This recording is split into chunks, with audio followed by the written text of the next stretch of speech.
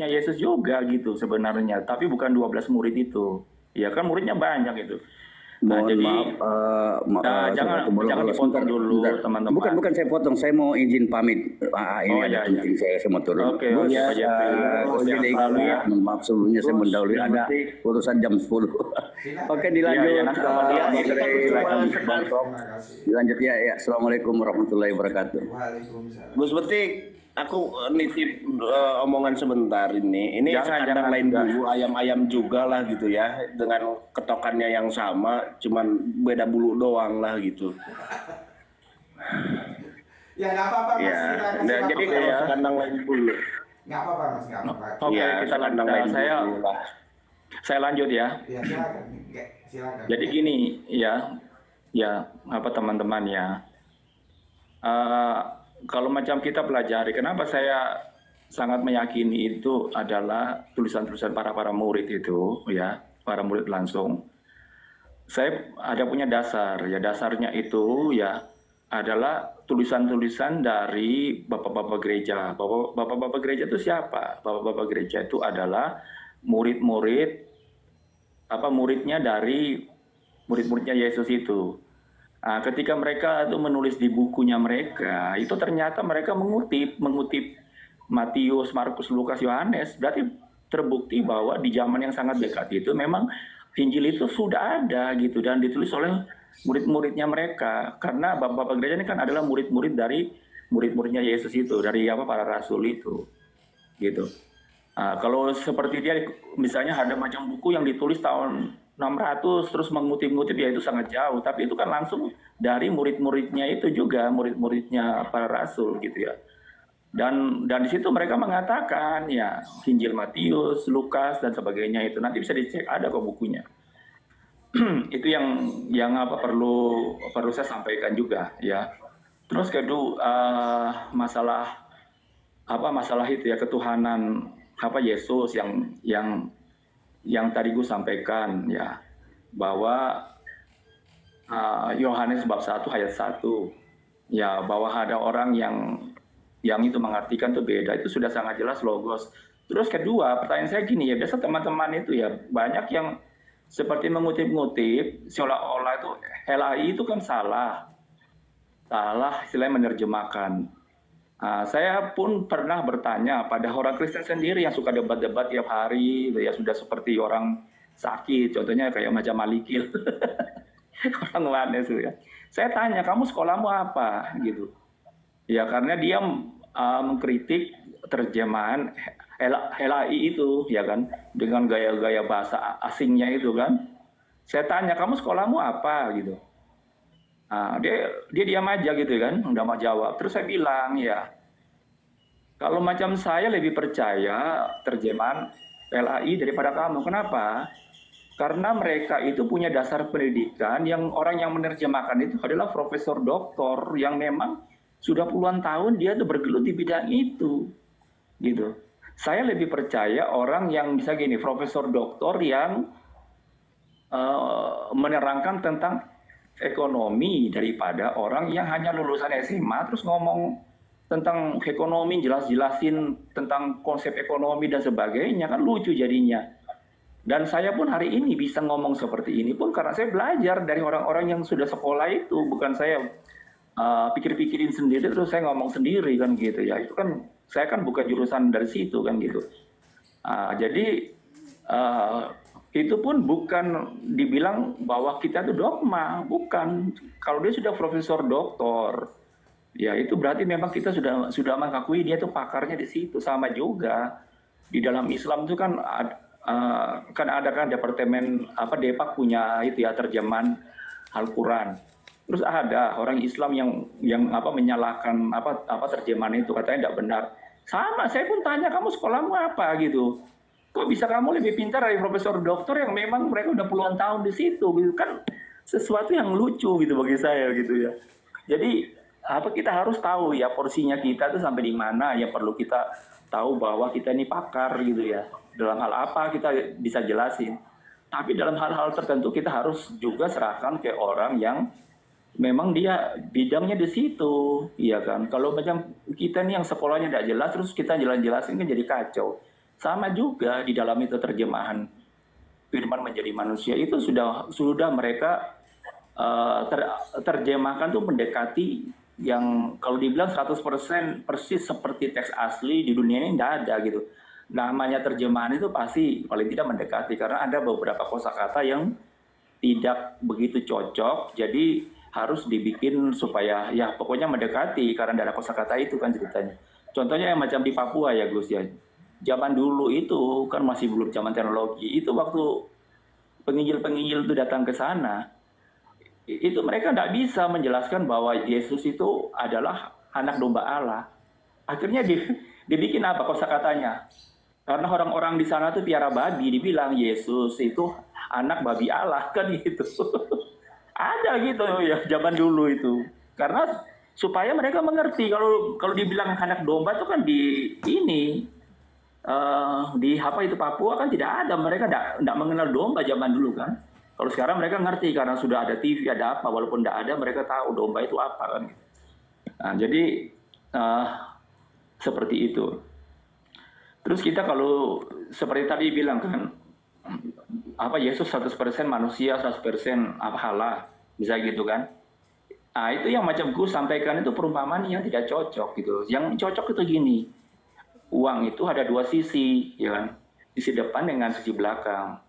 Kalau macam sisi depannya berapa persennya? Jawabnya 100%. Sisi belakangnya berapa persen? 100%.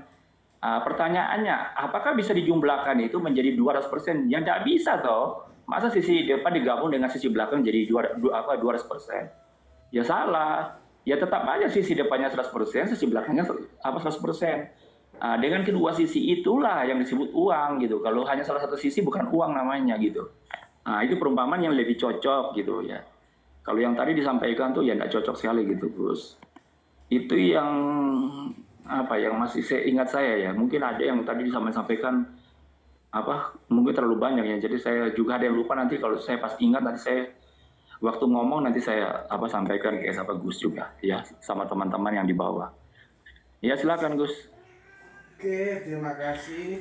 Mungkin Kang Prof silakan, sudah lama menunggu, sorry karena harus berbagi waktu. Sebentar Kang Prof, gitu amat? Iya, karena 3 orang yang ngomong saya gabung jadi satu. Jadi panjang jadinya kan. Gitu amat? Sudah siap atau masih standby? Oke. Nggak dengar apa dia ya? Kok nggak nyaut ya? Silakan Kang Prof. Ya, makasih. Saya tetap ya tidak dalam porsi membantah atau mendebat, karena yang disampaikan oleh saudara kita Bolo-Bolo bahwa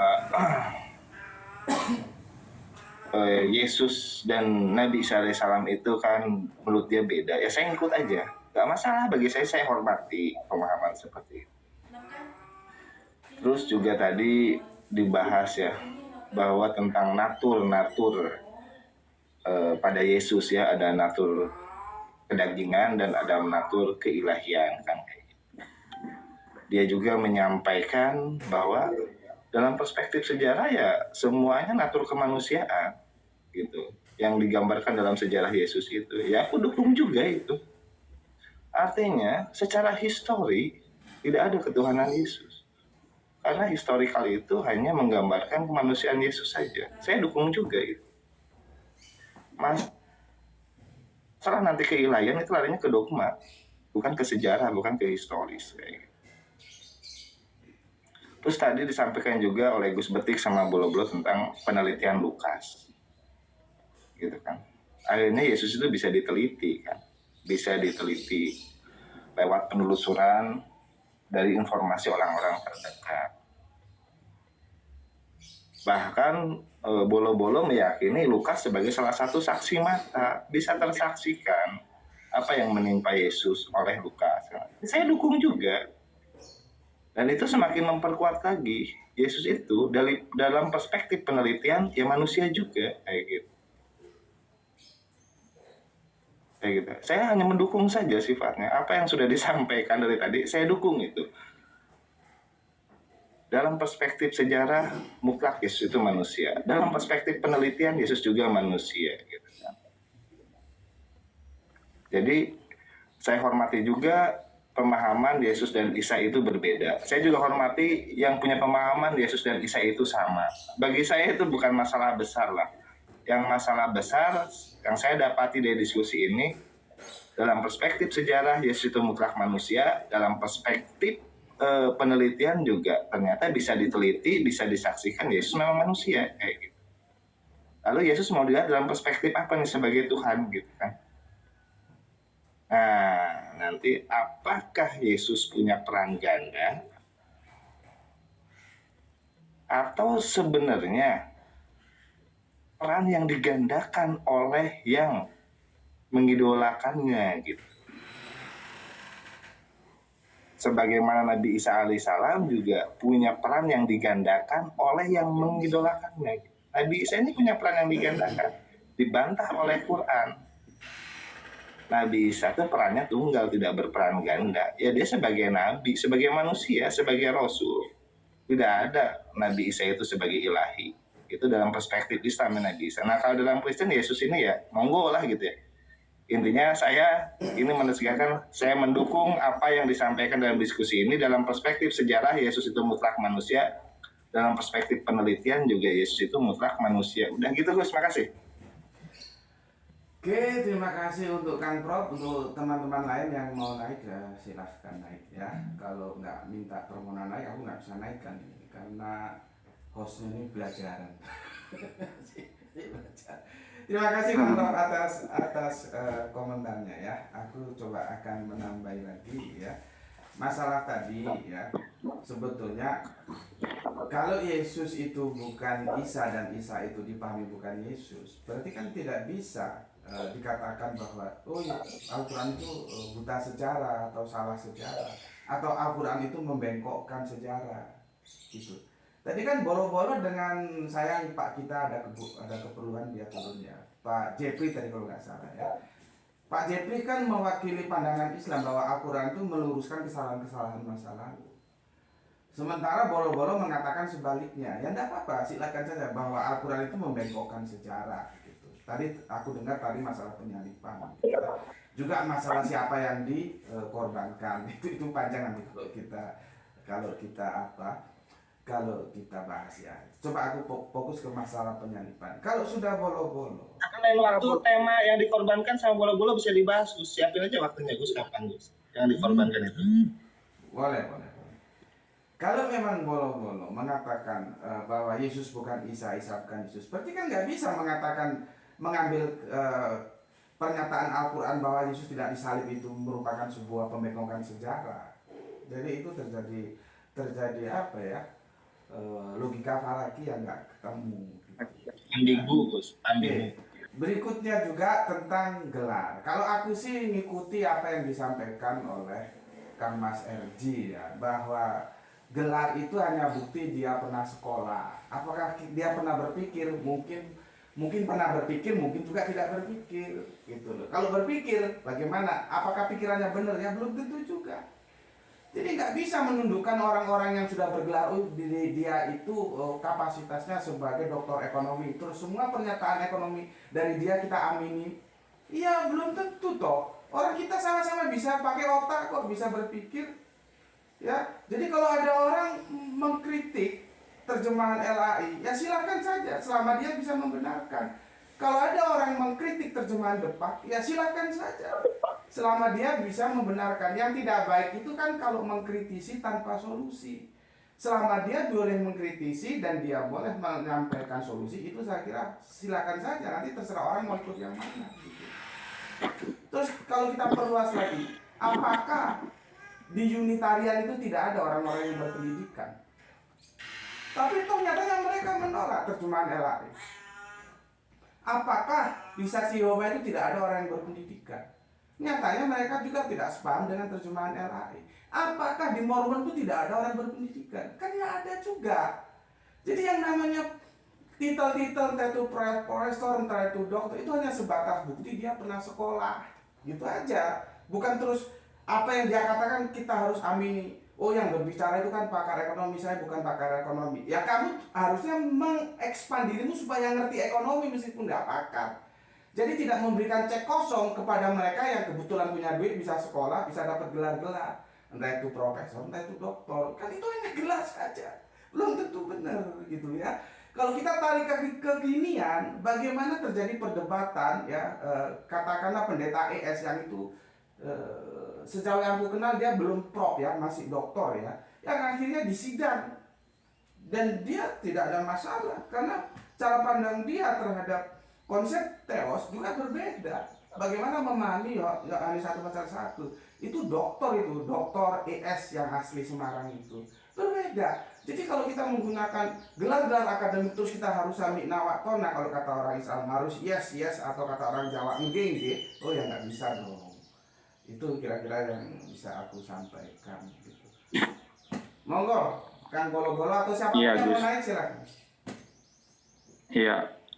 Jadi gini ya Gus ya. Kenapa saya itu mengambil harus itu ada dasarnya juga gitu ya.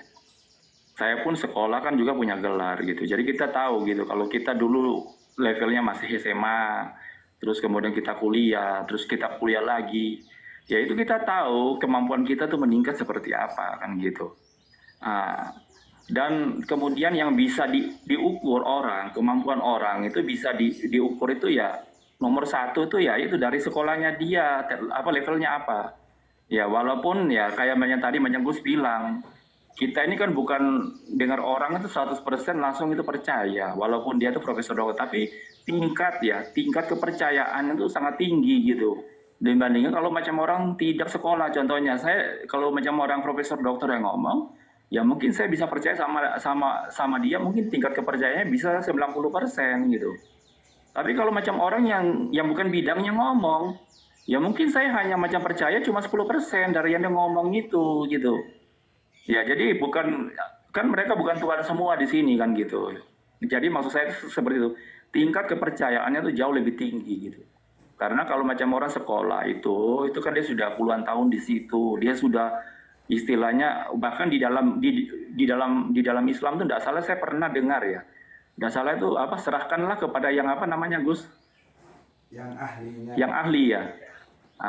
Itu kan maksudnya itu. Mereka kan lebih pakar dari kita, lebih ahli. Ya kita kan lebih percaya pada mereka walaupun tidak 100% gitu. Ya, cuma kan banyak orang di TikTok ini ya dia hanya merasa tuh dia pintar. Kan repot kita kalau macam ngomong merasa gitu. Kan dia punya macam ukuran. Ya merasa pintar, ngomong aja kemana-mana gitu ya. Tetapi kalau ditanya kamu sekolahnya apa, tidak jelas gitu. Kan tidak bisa dipercaya gitu ya. Bukannya kita itu mendewakan gelar, tetapi katakan Al-Quran serahkanlah kepada yang ahlinya gitu. Jadi itu aja sudah ini ya, sudah maksudnya yang macam saya sampaikan itu tidak ada salahnya saya ngomong kayak gitu kan.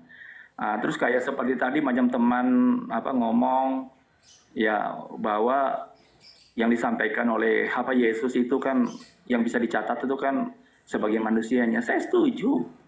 Di dalam sejarah tentang Islam pun sama aja yang bisa dicatat itu adalah Muhammad. Tapi kalau di ngomong Allah SWT kan tidak bisa dicatat dalam sejarah, itu karena keyakinan. Paling ditulis sama sejarah itu berdasarkan keyakinan orang Islam atau apa yang diajarkan oleh Muhammad bahwa mereka mempercayai Allah kan gitu misalnya. Kalau macam kita kan berdasarkan apa yang diajarkan oleh para rasul tentang Yesus sebagai Tuhan kan paling gitu, karena kita sudah ngomong tentang yang namanya Allah itu kan sudah di luar sejarah, melampaui sejarah. Jadi makanya tidak bisa ditulis gitu. Dan tadi saya sudah macam jelas katakan kan, kita ini percaya Yesus itu ilahi dan insani gitu ya. Jadi tidak ada masalah kalau macam sejarah mencatat itu, dan sejarah juga yang mencatat yang bukan orang Kristen ya, pada saat itu bukan orang Kristen ya, tapi mereka orang Romawi, sejarawan itu mencatat ya bahwa memang benar ya, seperti Tacitus dan lain-lain itu mereka bukan Kristen, mereka bukan pengikut Yesus, bahwa benar-benar itu memang disalib gitu. Terus tadi dikatakan saya itu mendua gitu ya. Bukan masalahnya mendua, masalahnya itu ya teman-teman itu tadi kan membahas tentang hal itu. Saya hanya merespon gitu berdasarkan apa yang teman-teman itu yakini. supaya teman-teman itu berpikir gitu. Kalau saya sebenarnya sudah selesai gitu, bahwa Yesus itu tidak sama dengan Isa gitu.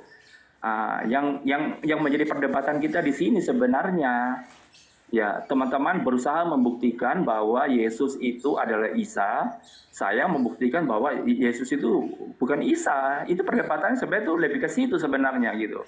Cuma tadi karena diomong kemana-mana gitu ya, jadinya saya pun merespon aja dari yang diomongi itu, bukannya saya mendua. Saya sudah sangat yakin tuh Isa itu bukan Yesus gitu. Dan saya punya keyakinan bahwa yang namanya Isa itu bagi saya itu fiktif gitu ya. Makanya saya bilang tidak sama kan gitu. Ya itu yang ini ya. Terus kemudian masalah penyelipan, saya barusan juga teringat gitu ya. Kalau macam teman-teman memang mau seperti menyamakan antara Yesus dengan Isa ya, ini dari sisi teman-teman loh, ini saya hanya kritisi gitu ya. Karena kalau saya kan sudah dasarnya udah tidak sama gitu. Tetapi kalau teman-teman masih meyakini itu, malah saya bisa kritisi. Teman-teman silakan berpikir gitu, mas saya gitu ya. Contohnya macam Isa misalnya, tadi Gus pernah ngomongnya, saya barusan teringat. Saksi matanya siapa waktu Yesus itu disalib? Kan murid-muridnya semuanya lari kan. Tapi kalau macam berdasarkan yang ditulis di dalam Injil, bahwa salah satu muridnya yang ada di situ adalah Rasul Yohanes. Saksi matanya, Rasul Yohanes tidak lari loh, ada di situ. Coba silakan baca. Kedua juga Bunda Maria, ya Bunda Maria ada di situ sebagai saksi matanya.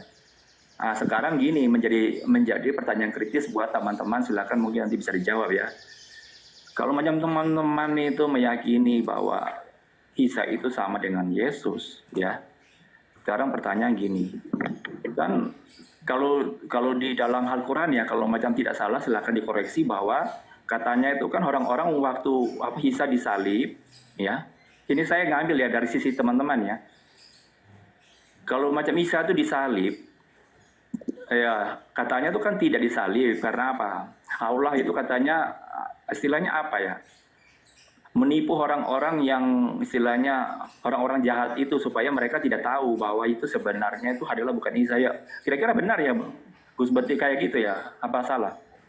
Ya nggak apa-apa, silahkan aja disampaikan nanti. Ya oke. Saya lanjut aja ya. Jadi kalau memang seperti itu, kan itu katanya tuh orang-orang jahat itu kan yang tertipu gitu ya. Kalau saya pernah dengar gitu ya. Terus kemudian dan ditampilkan juga kan ayat Qurannya itu ya. Terus kemudian ada teman-teman muslimnya menyampaikan seperti itu. Yang jadi pertanyaan saya seperti ini ya.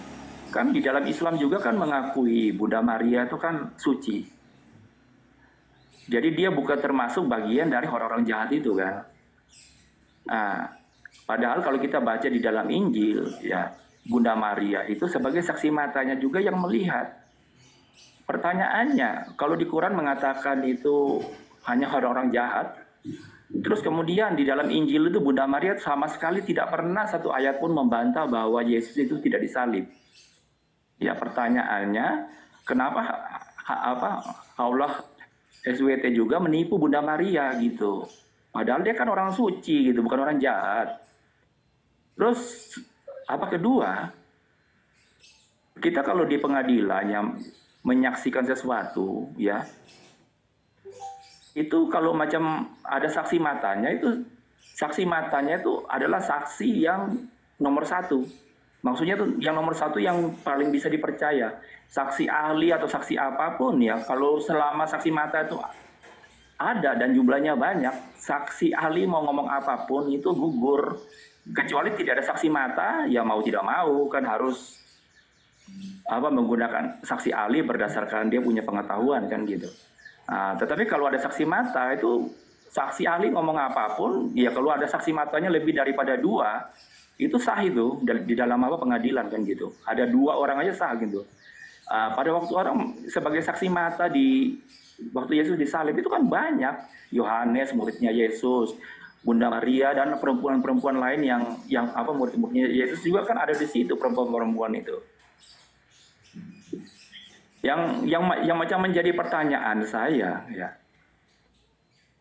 Kalau seperti Quran mengatakan bahwa itu bukan Isa.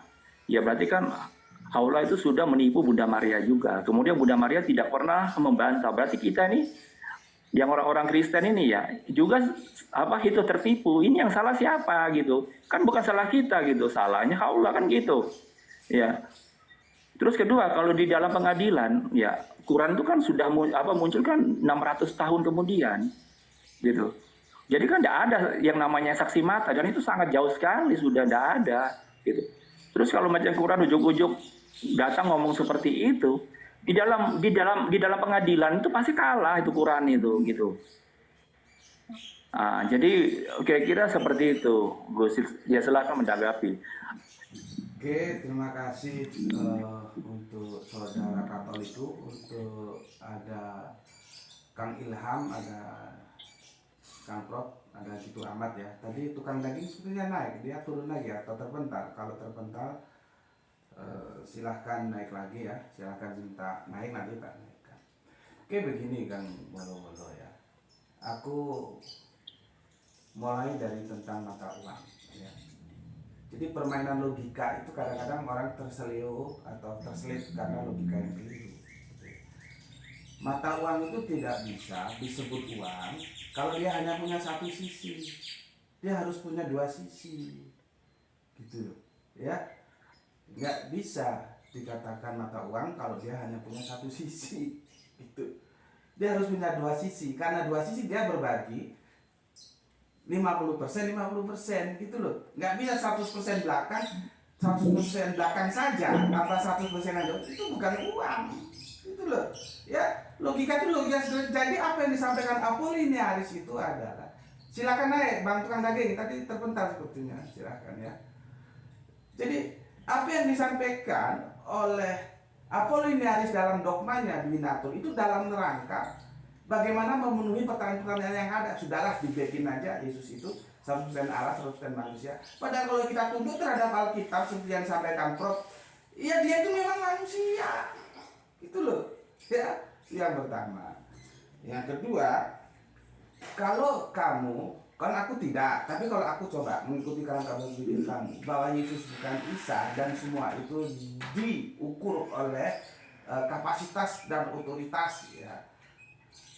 Seperti aku bilang tadi, ya ada dua narasumber yang aku ambil saat itu, ya dua yang setuju bahwa Yesus itu bukan Isa dan Isa itu bukan Yesus. Ada dua yang setuju Yesus itu ya Isa, Isa itu ya Yesus, tetapi disampaikan oleh dua informasi yang berbeda. Itu salah satunya dari tokoh Katolik. Gitu.